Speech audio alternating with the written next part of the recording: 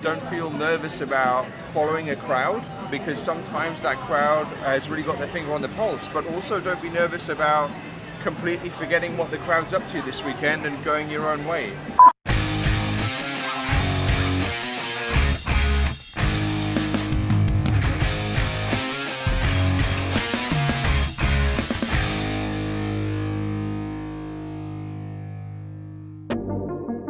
So for someone who is new to craft beer, what advice would you give them? The first thing that you should do is kind of appreciate that there's a really wide variety of beer styles out there. Probably more variety and flavor from beer than you ever imagined possible, especially in today's craft beer world.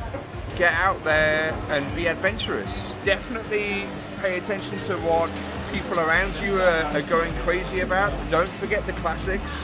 Because if you want to understand like where the modern beer culture came from and how modern IPAs became the way that they are today, you should definitely go back and check out some of the classics too. Don't feel nervous about following a crowd, because sometimes that crowd has really got their finger on the pulse, but also don't be nervous about completely forgetting what the crowd's up to this weekend and going your own way.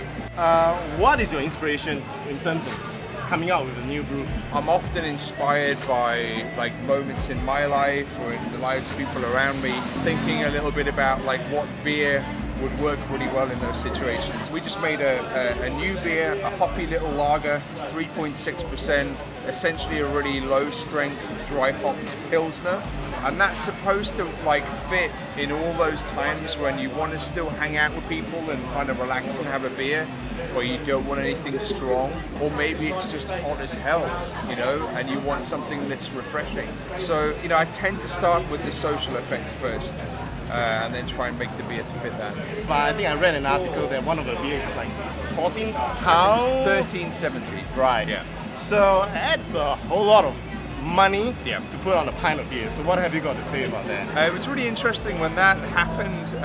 I was in Singapore. I got loads of phone calls from different reporters and newspapers. I found the bar that was advertising an 8.5% beer as a pint price. So I had a look at their list, and actually, according to the strength of the beer, we were 7th or 8th most expensive for the ABV. The most expensive beer on that bar right at that time was the weakest one. And that was the outrage, right? The outrage in the press was like, how can beer be this much? But I guess people weren't crunching the numbers to see that actually there's a relationship between the alcohol content of a beer and the duty that we pay, etc. And when you looked at it through that lens, the weakest beer on that tap list was actually the most expensive per gram of alcohol. We never set out to make expensive beer. That's not what inspires us. But you know, if the social effect that we're trying to create is like great excitement about how intense beer can be, then we're going to probably make something a bit stronger.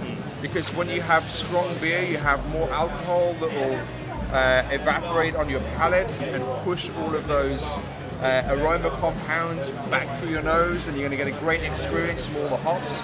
We're going to add loads of hops, and that ends up making a beer that's not as cheap as other beers because it's stronger and it has way more ingredients. So ultimately, that was a kind of story about nothing. Because they didn't look at the details, and people drinking that beer were happy. Moral of the story: just go for the good beers, right? Yeah, just for go sure. for the good beers, Yeah. and you know the beer that it's good flavor, it's brewed properly. That's it. Just go for the good beer. You can't go wrong. I'd agree with that.